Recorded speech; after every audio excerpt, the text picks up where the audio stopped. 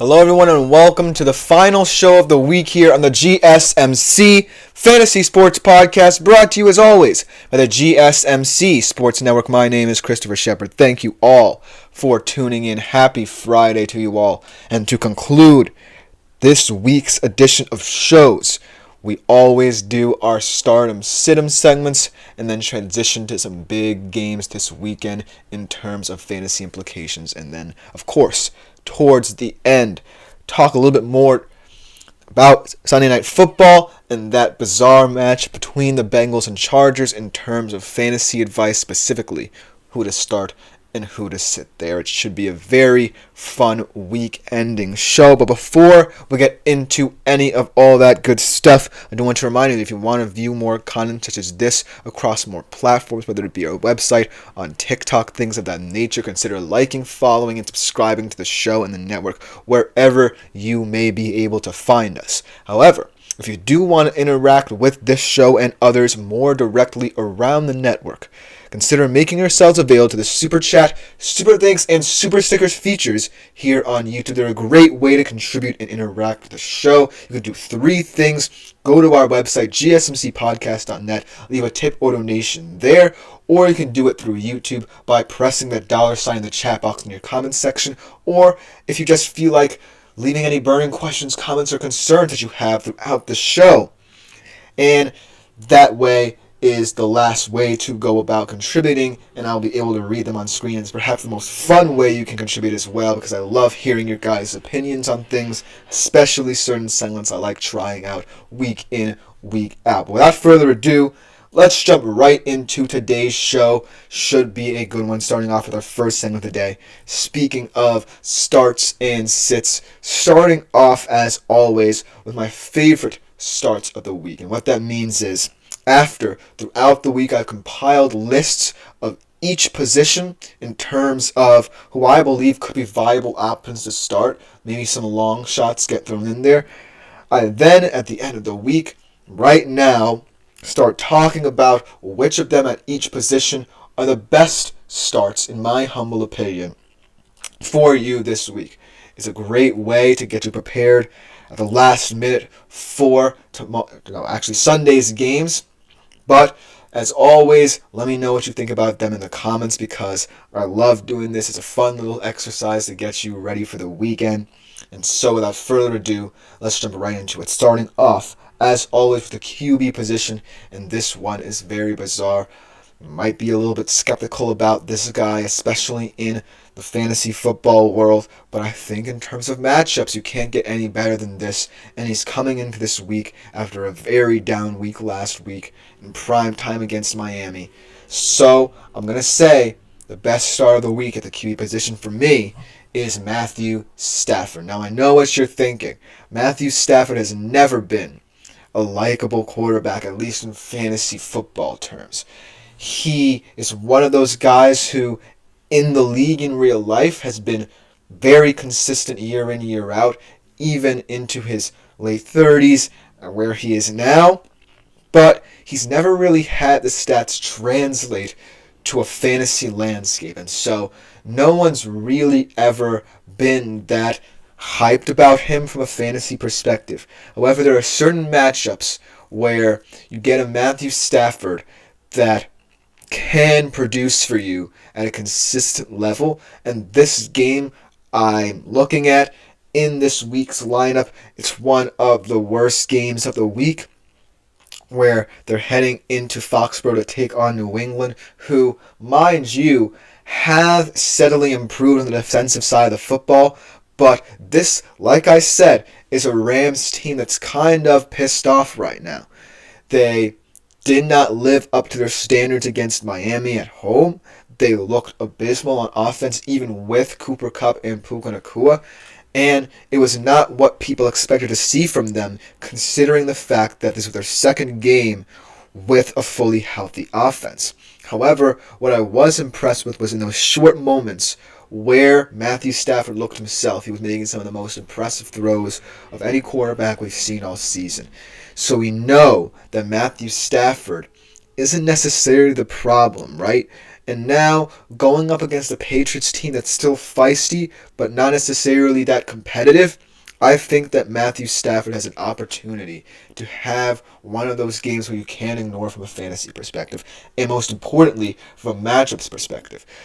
People have been using the Patriots every single week, perhaps, to justify starting someone at any position. And so, why not start Matthew Stafford? I know it's a little bit far out because, like I said, Matthew Stafford's not the most appealing fantasy quarterback out there, but this is a Matthew Stafford right now that knows what's at stake. He knows his team wants to reach its goals and they're still in front of them.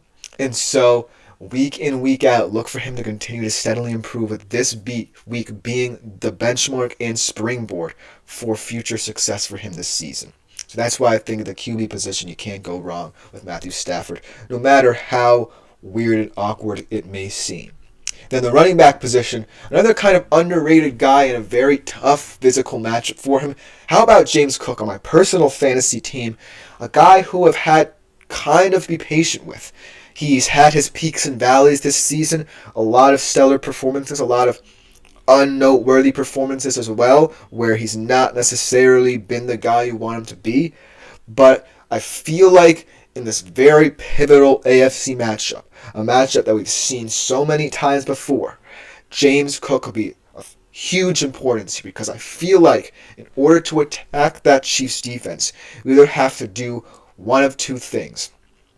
You can either try and press him vertically, much like the Broncos tried to do in the first half with Nix and Sutton, or you can try to stretch them horizontally, where you use the screen game, get them moving, use motion to confuse them a little bit more. And I think the Bills are well equipped to do that, especially with a guy like James Cook, who's so versatile out of the backfield. He's not necessarily going to have to carry the load from a running perspective, because they like balancing the run with the screen game, with the short to intermediate passing game. But I still think he impacts this game, especially in the red zone, and especially on late downs when they're trying to sustain drives to keep Patrick Mahomes and that Chiefs offense off the field. And so, for as long as the Bills can hold the ball, James Cook is going to have to be a huge integral part of that, because I think the Bills are going to want to play the long game here. I think they want to maintain possession and keep the Chiefs off the field. But to do that, you're going to have to attack this defense head on.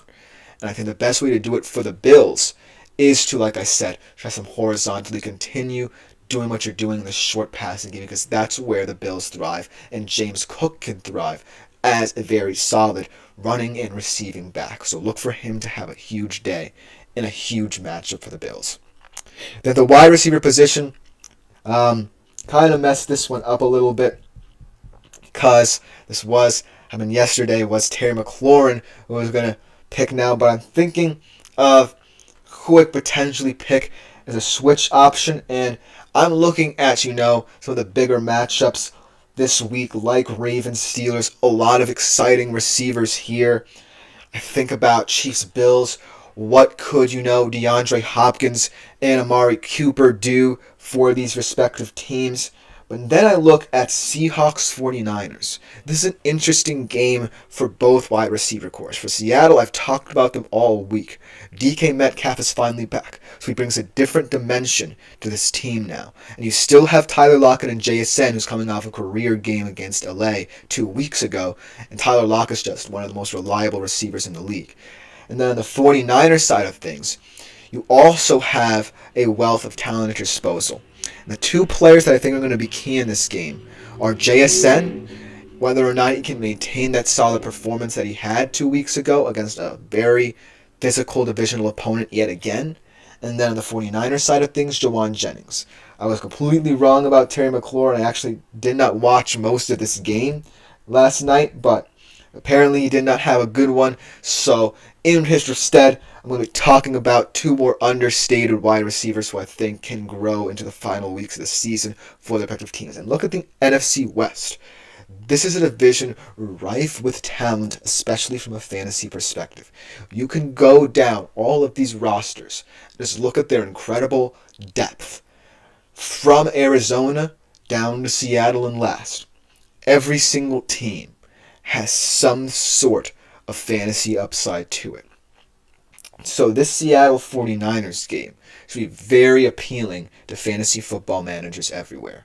So ignore the fact that my initial pick was Terry McLaurin. I completely forgot that I will be talking about this after the events of Thursday night's game. But a solid replacement could stem from that NFC West matchup. Then let's go to the tight ends and get over that embarrassing little moment there. How about an easy tight end to pick week in, week out? Travis Kelce. Whereas the Bills, we kind of know their MO, their identity, their ways of wanting to go about this game. With the Chiefs, I feel like it's a very similar kind of identity as well. Because you think about the Chiefs moving the football, they've become more methodical after the absence of Tyreek Hill, and now trying to transition into a new frontier for this not necessarily less talented receiving core, but kind of more versatile one, to kind of put it in a positive bent here. But out of all of these skill position talents, Travis Kelce is one who you know can consistently move the chains.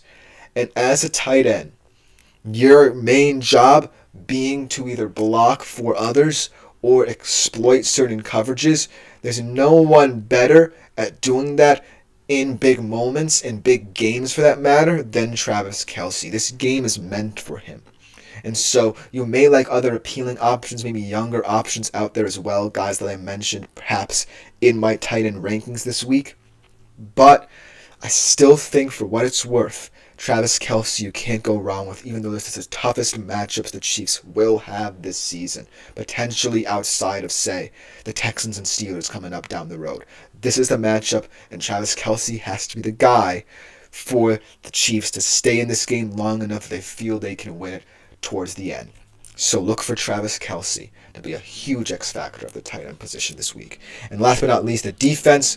This one's a little bit of a long shot to some people, a little bit contentious in the fantasy football landscape this week, but the Steelers, I believe, against this Ravens team, can get the job done. Remember, Lamar Jackson does not have a solid record. I believe it's only 1-3 against Pittsburgh.